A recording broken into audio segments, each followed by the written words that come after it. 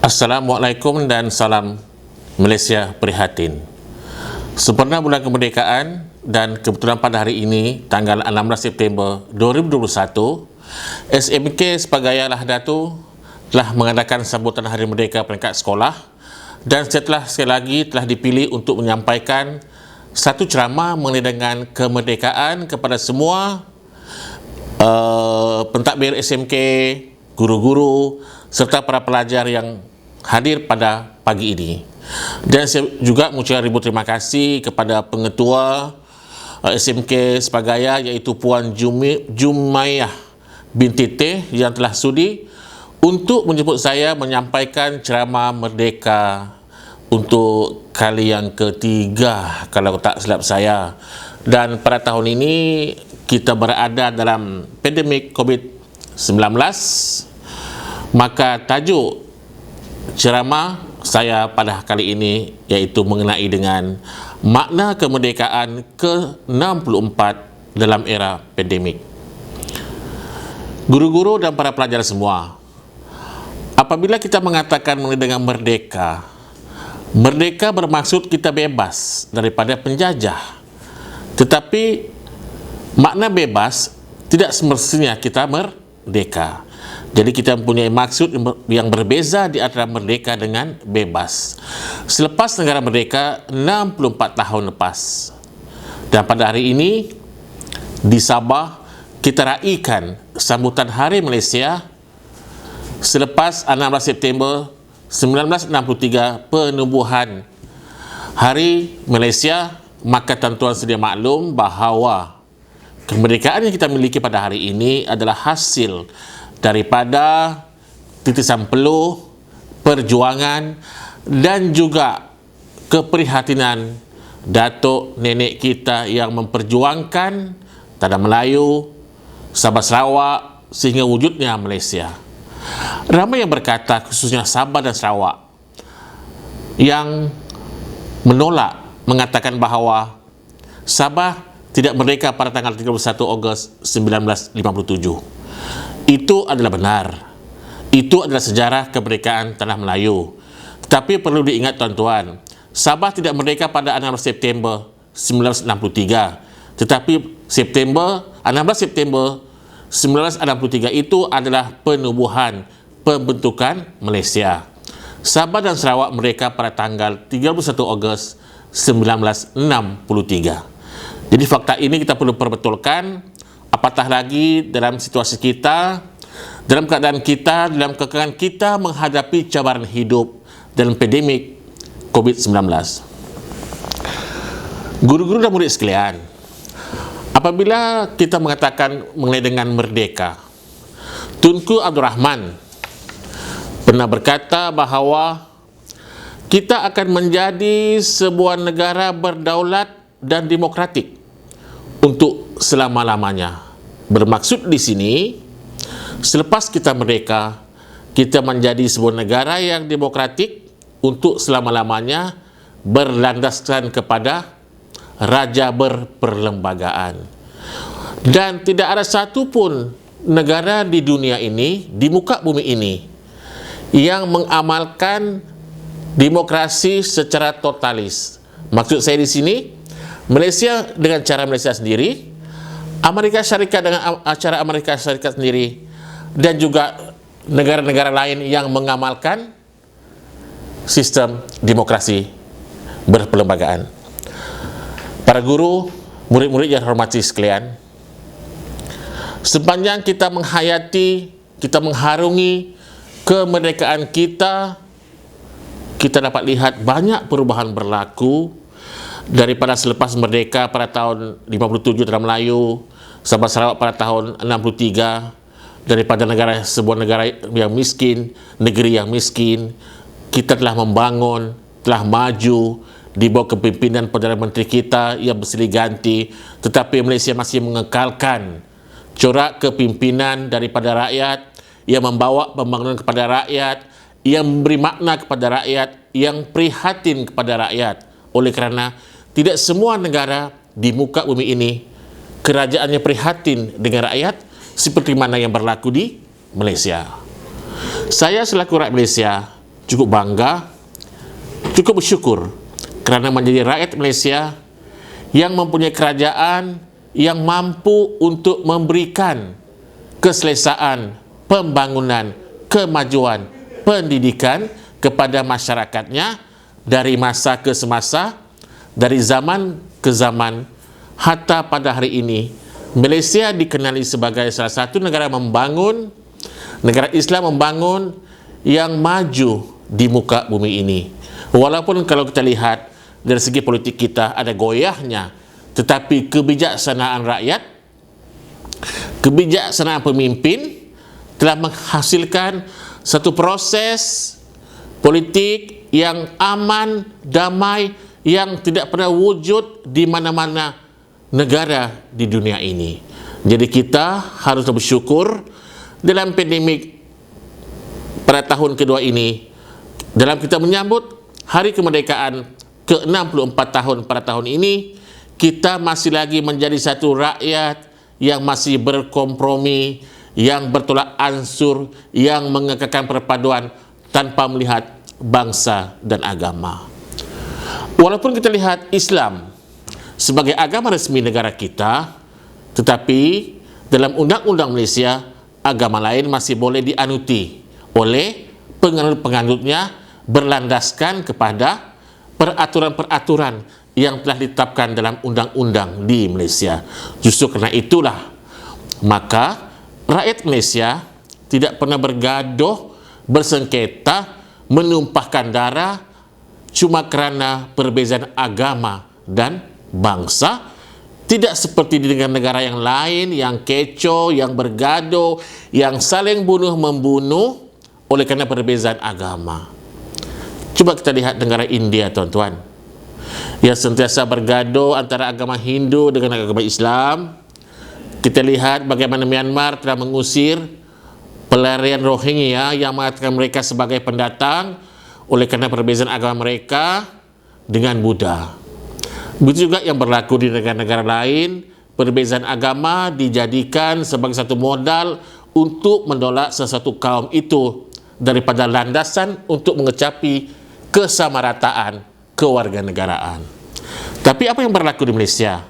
Orang Islam, orang bukan Islam, orang Melayu, orang Cina, orang India, orang Iban dan hatta orang Kelantan mempunyai hak yang sama rata berlandaskan kepada undang-undang negara Malaysia tercinta. Kata Mahatma Gandhi yang merupakan pemimpin agung India, kemerdekaan perlu merangkumi politik, ekonomi dan moral. Dari segi politik, kita punya politik yang kuat, yang mampu dipertahankan, yang mengharmonikan rakyat, dan dari segi ekonomi. Kalau kita lihat, pandemik COVID selama hampir 2 tahun telah merundumkan ekonomi negara kita, tetapi tidak menjadikan kita menjadi miskin seperti mana negara-negara yang lain yang tidak mampu memberikan peluang kepada rakyat untuk hidup aman dan damai walaupun dalam situasi yang berbeza. Memang Malaysia terkesan, tuan-tuan, terkesan oleh kerana pandemik ini, tetapi kalau kita lihat, rakyat kita masih mampu untuk makan, walaupun tidak makan di restoran, masih mampu untuk makan di rumah bersama keluarga, oleh kerana kita ada bantuan daripada kerajaan dari masa ke semasa. Tidak seperti mana negara-negara jiran yang lain berlakunya bunuh diri yang banyak, berlakunya persengketaan, berlakunya pelbagai jenis ancaman-ancaman yang mengakibatkan rakyat mereka tidak tenteram.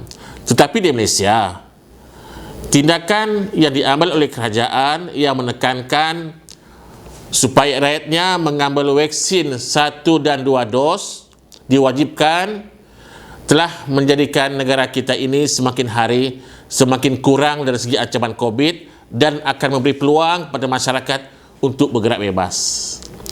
Dalam istilah mewajibkan tadi, kaki tangan kerajaan adalah diwajibkan, dimestikan untuk mengambil vaksin COVID, oleh kerana kalau seorang guru yang mengajar muridnya, mengajar mendidik murid, haruslah mempunyai ketahanan antibodi vaksin yang tinggi di badan untuk satu, menjaga keselamatan persekitarannya. Justru itulah kerajaan menekankan betapa pentingnya rakyat Malaysia untuk bergerak, untuk maju, untuk bersama-sama meningkatkan pendidikan, harus mengambil vaksin. Bukannya tidak, oleh kerana akan membimbangkan kepada ibu bapa dan murid untuk mengantar, untuk datang ke sekolah sekiranya guru-guru itu sendiri tidak divaksin. Pengetua dan guru-guru yang dihormati sekalian, kerajaan tidak boleh memaksa untuk kita mengambil vaksin sepenuhnya. Tetapi kerajaan telah meminta supaya rakyat kita sedar betapa pentingnya pengambil vaksin untuk mengurangi, untuk menjadikan virus COVID ini imun ataupun biasa dalam tubuh badan kita. Itulah dalam konteks kemerdekaan kita pada hari ini, walaupun kita sambut secara melalui online, secara diam-diam di rumah, secara mengibarkan jalur gemilang, tetapi perasaan itu kita harus tetap kekalkan, bahawa dalam situasi pandemik begini pun kita juga harus cintakan negara kita, kita juga harus sayangkan kepada negara kita, kita juga harus meletakkan sekurang-kurangnya satu bendera di rumah ataupun menaikkan bendera dan kibarkan bendera di sekolah-sekolah untuk menunjukkan bahawa kita ini rakyat Malaysia yang cintakan negara.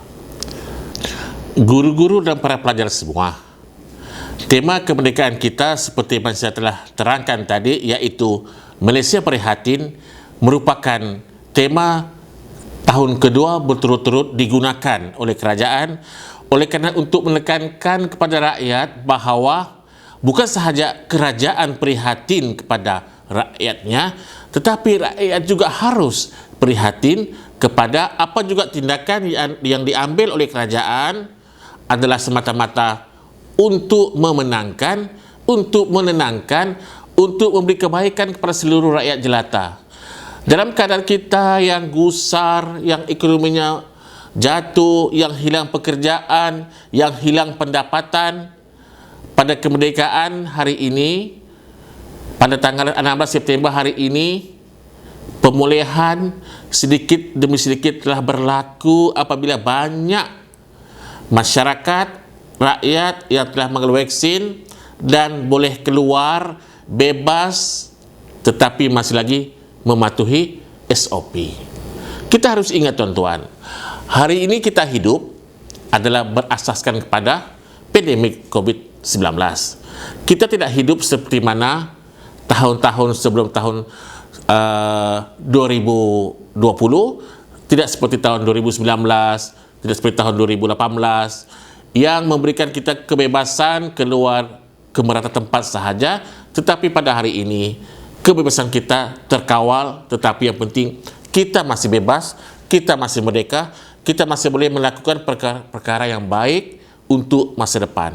Yang paling penting kalau kita lihat di sini ya, sepanjang hampir 2 tahun, guru-guru tidak belajar, guru-guru tidak mengajar, murid-murid tidak belajar di kelas, tetapi belajar secara online di rumah.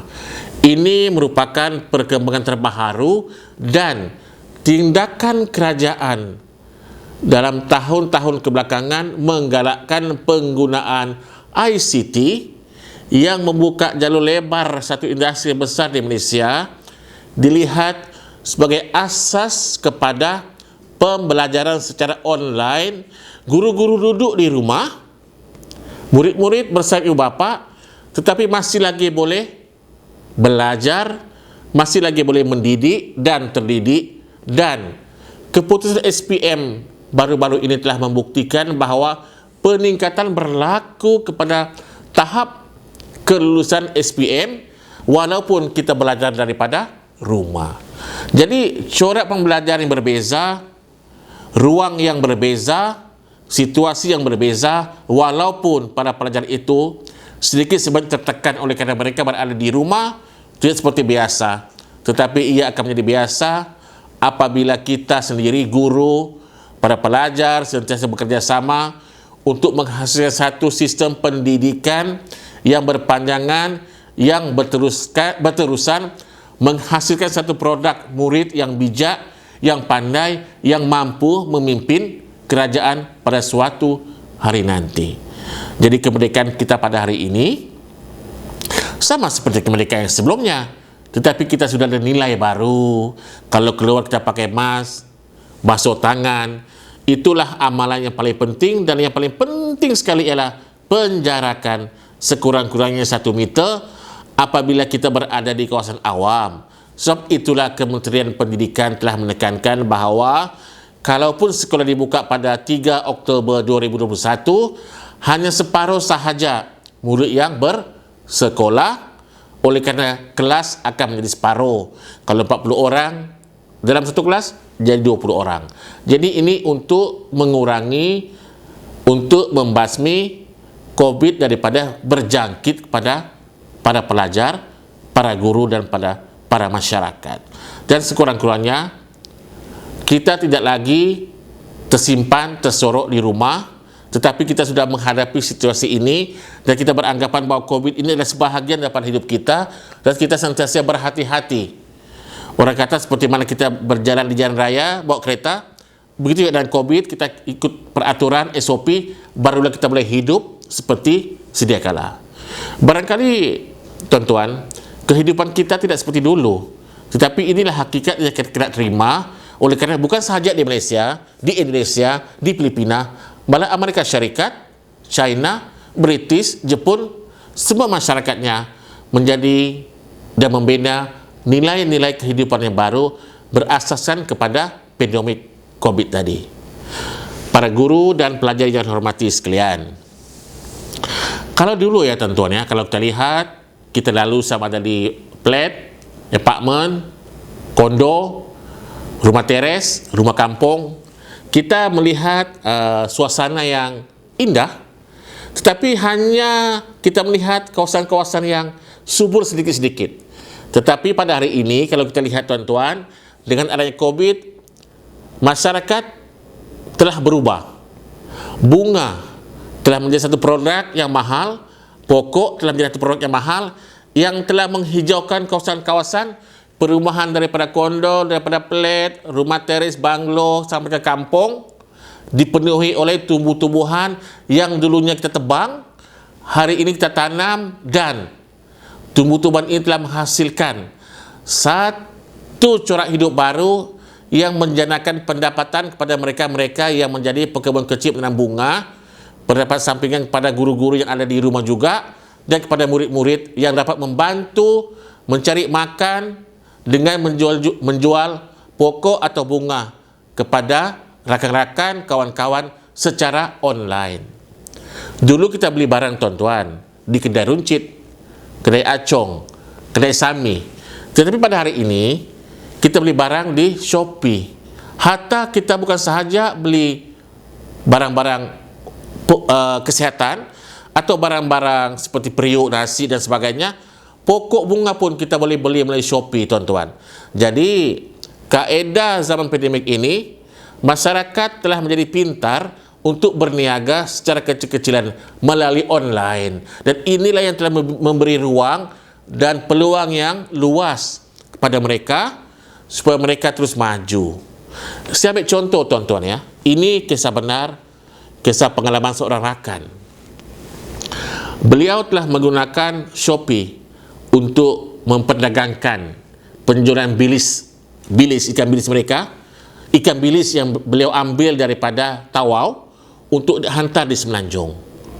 Dikatakan bahawa pendapatan beliau kadang-kadang sampai 200,000 sebulan dengan hanya menggunakan perkhidmatan iklan daripada Shopee.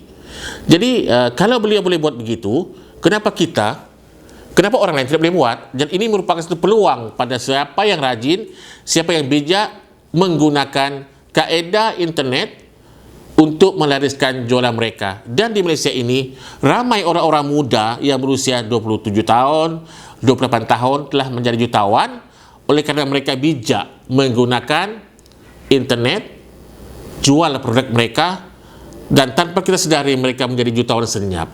Jadi ini peluang, sebenarnya peluang perniagaan pada kita zaman pandemik untuk majukan diri kita. Kalau kita jual kue di gerai tak laku, kita jual secara online, kita hantar secara COD kepada rakan-rakan kita, dan ini banyak membantu mendapatkan sedikit sebanyak hasil pendapatan pada kita walaupun kita tidak punya kedai. Kedai tutup, tuan-tuan, tetapi orang ramai masih perlukan makanan. So itulah, bukan saja Grab wujud, bukan saja Food Panda wujud, tetapi macam-macam syarikat penghantaran makanan yang wujud secara kecil-kecilan menjadi besar oleh kerana menghasilkan pendapatan. Kalau bukan pandemik melanda kita, tuan-tuan, tidak banyak orang-orang mendapat kerja melalui Grab. Tetapi pada hari ini, Grab makanan, Food Panda dan lain-lainnya telah memberi peluang pada generasi muda, pada mereka yang rajin untuk bekerja sekurang-kurangnya untuk mendatangkan hasil.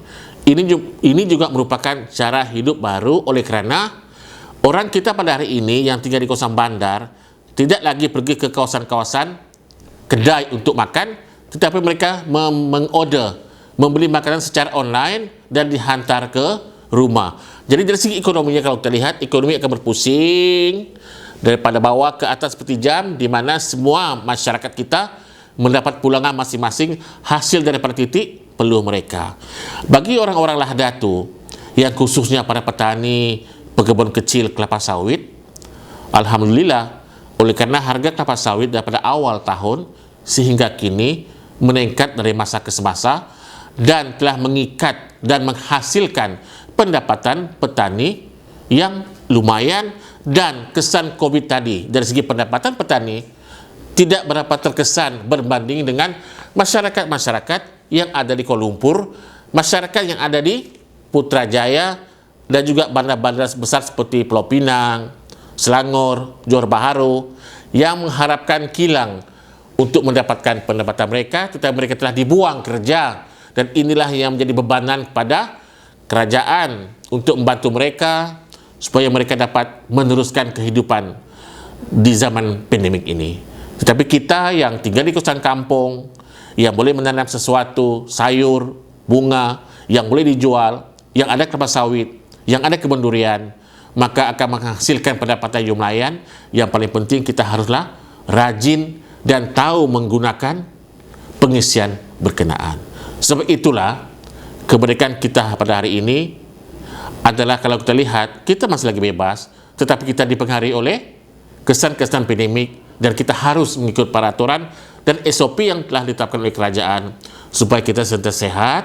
Dan alhamdulillah, pada hari semalam daripada berpuluh ribu, 20 ribu lebih jumlah COVID di seluruh Malaysia, pada hari semalam sudah berkurangan kepada 15,000 lebih pesakit, dan dijangka pada bulan Oktober, November para pesakit ini akan berkurangan, khususnya yang masuk wad tahap 4 dan 5, oleh kerana sebahagian besar kita telah divaksin untuk mengekalkan kesihatan kita.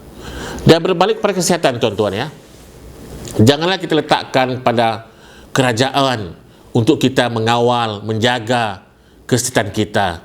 Kesihatan kita adalah hasil daripada kita sendiri untuk menjaganya, untuk memastikan kita sehat. Jadi kita sendirilah yang menjaga kesehatan kita, memastikan kita sentiasa sehat dari masa ke semasa. Pastikan keluarga kita, anak-anak kita khususnya, kita harus beri perhatian supaya mereka tidak bercampur, bermain dan sesuka hati pergi ke mana-mana. Dan pada hari ini, sebagian besar negeri telah boleh pergi melancong, tuan-tuan, ya.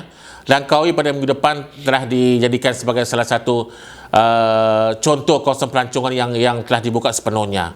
Untuk makluman para guru dan para pelajar, 2 bulan lepas saya ke Langkawi.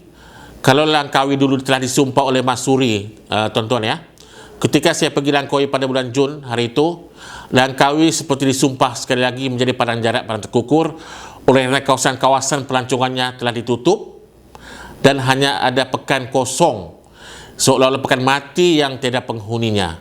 Tetapi pada selepas ini Langkawi akan menjadi satu kawasan pelancongan semula apabila kerajaan membuka semula Langkawi, dan untuk membesarkan pelancongan di negara kita, khususnya pelancongan dalam negeri. Alhamdulillah tuan-tuan, kita sudah boleh keluar beriadah ke tempat-tempat riadah, tetapi yang paling penting kita ikut SOP kita dan pastikan keluarga dan keselamatan anak-anak didahulukan. Walaupun Sabah dan Sarawak tidak mempunyai persamaan ya dari segi SOP, oleh kerana kerajaan negeri kita telah berbeza dengan Semenanjung, tetapi kita harus patuhi. Kalau kerajaan kata kita boleh limpas daerah, kita limpas daerah. Kalau kerajaan kata kita stay rumah, kita stay di rumah, oleh kerana semata-mata untuk rakyat. Tetapi yang paling penting dalam kita menghadapi kemerdekaan kita pada hari ini, kita harus sentiasa menanamkan semangat cintakan negara kita walaupun di mana kita berada, dan kita harus tabah, sabar menjadi rakyat Malaysia yang betul-betul bersama-sama menyokong kerajaan untuk memastikan negara kita bebas sepenuhnya daripada pandemik COVID-19. Saya pasti suatu hari nanti COVID ini akan lenyap daripada bumi Malaysia, dan saya yakin dan percaya kitalah orang yang bertanggung jawab untuk menghapuskan COVID daripada negara kita. Kalaupun COVID tidak habis di negara kita, biarlah COVID itu menjadi seperti mana demam malaria, penyakit kusta, dan penyakit-penyakit lain yang boleh dikontrol oleh kerajaan, yang boleh diobati dan tidak membawa maut yang banyak kepada rakyat negara kita. Dan yang paling penting lagi, kita selaku guru, selaku pelajar, haruslah mengurangkan stres. Dan kita punya WhatsApp, kita boleh ber-SMS, kita boleh ber-TikTok untuk menghilangkan perasaan gundah, perasaan boring kita. Dan banyak benda yang kita boleh buat sebenarnya tuan-tuan di zaman pandemik ini. Dan yang paling penting adalah dari hati kita sendiri. Dan sempena bulan kemerdekaan yang ke-64 tahun ini, harapan saya, walaupun di mana saya berada, dulu saya berada di Eskom, selalu kerap berkunjung ke SMK sebagai Ayah Datu. Sekarang saya berada di Putrajaya, di Kementerian Dalam Negeri, tapi jiwa dan hati saya masih lagi bersama-sama orang di Ayah Datu. Dan harapan saya ialah bila-bila kita mencapai kemerdekaan dari tahun ini ke tahun hadapan, ke bila-bila masa saja, kita harus mengekalkan keharmonian dan tanamkan semangat cintakan negara. Kalau kita seorang guru, tebalkan semangat itu dan tanamkan kepada murid-murid, oleh kerana kalau bukan kita yang cintakan negara kita, siapa lagi tuan-tuan? Kalau bukan kita yang mempertahankan negara kita, siapa lagi? Apatah lagi Ayah Datu ialah kawasan zon keselamatan yang diletakkan di bawah kawalan Eskom. Jadi kerjasama dengan pihak keselamatan adalah amat penting untuk memastikan negara kita, rakyat kita, keluarga kita, dan kita sendiri dalam keadaan aman dapat melaksanakan tugas kita seperti mana yang telah dikehendaki oleh SOP. Dan alhamdulillah kita bersyukur menjadi rakyat Malaysia yang hidup aman dan damai dari zaman dahulu selepas kita merdeka sehingga 64 tahun kita merdeka. Kita masih lagi mengekalkan keamanan, kedamaian, perpaduan. Dan inilah sebenarnya yang dibenci, yang didengki oleh negara-negara lain, oleh karena walaupun kita mempunyai lebih daripada 200 suku kaum, tapi kita masih lagi dapat mengekalkan keharmonian, kesepahaman demi negara tercinta.